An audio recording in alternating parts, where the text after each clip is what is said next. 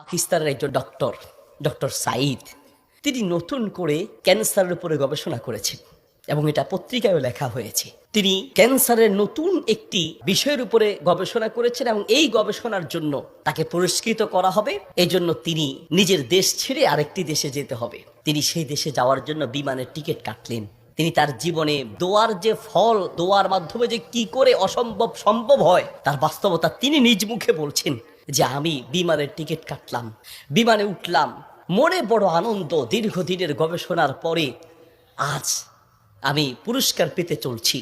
বিমানে ওঠার পরে 1 ঘন্টা কোনো রকম বিমান চলার পরেই আমাদেরকে পাইলট বলল যে আপনারা বেল শক্ত করে বাঁধেন, কারণ বিমানের যান্ত্রিক ত্রুটির কারণে সামনে আগাতে পারবে না। আশেপাশের যে কোনো একটা এয়ারপোর্টে আমরা সুযোগ পেলেই সেখানে ল্যান্ড করব।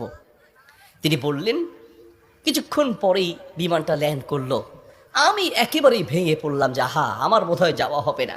বিমান ল্যান্ড করার পর জিজ্ঞেস করলাম এটা কি যাবে? বলছে যে ত্রুটি, এটা আজকে যাবে না। তাড়াতাড়ি বলছেন যে আমি সেই বিমানবন্দরে বিমান থেকে নেমে চলে গেলাম ইমিগ্রেশন কাউন্টারে, গিয়ে বললাম যে আমি তো ওই জায়গায় যেতে চাই, পরবর্তী বিমান কখন? বলছে পরবর্তী বিমান কমপক্ষে 16 ঘন্টা পরে, আর এই বিমান যাওয়া সম্ভব নয়।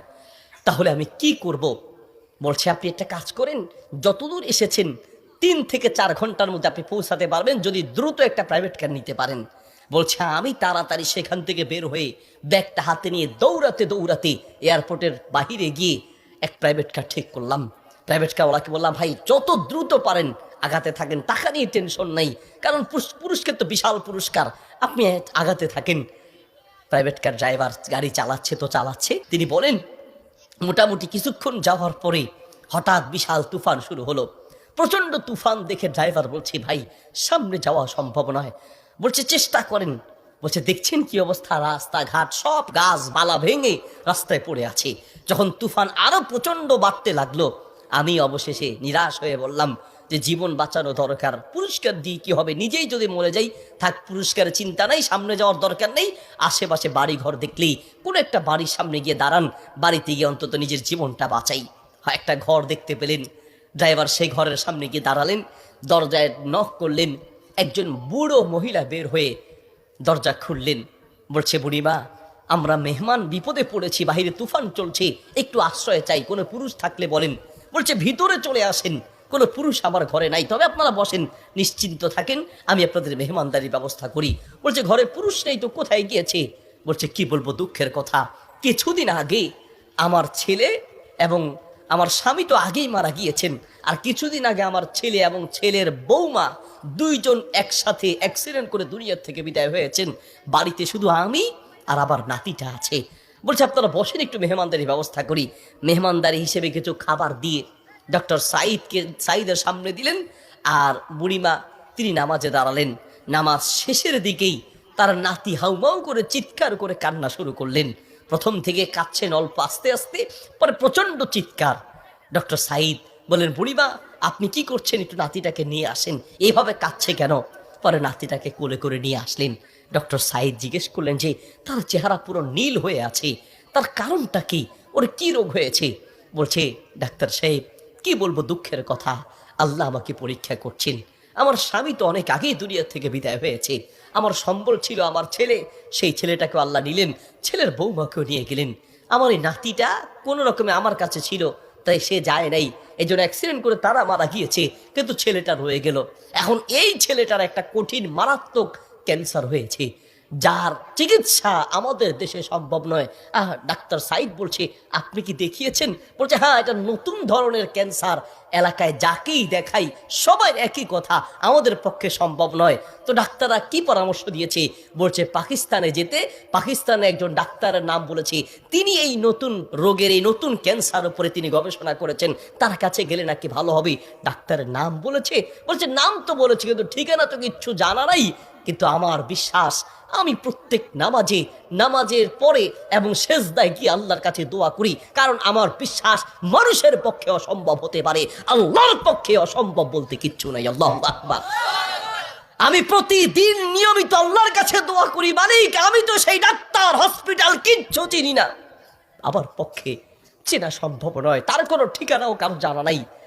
তিনি নাকি পাকিস্তানের ডাক্তার। বুড়িমা বলেন তো সেই ডাক্তারের নাম কি?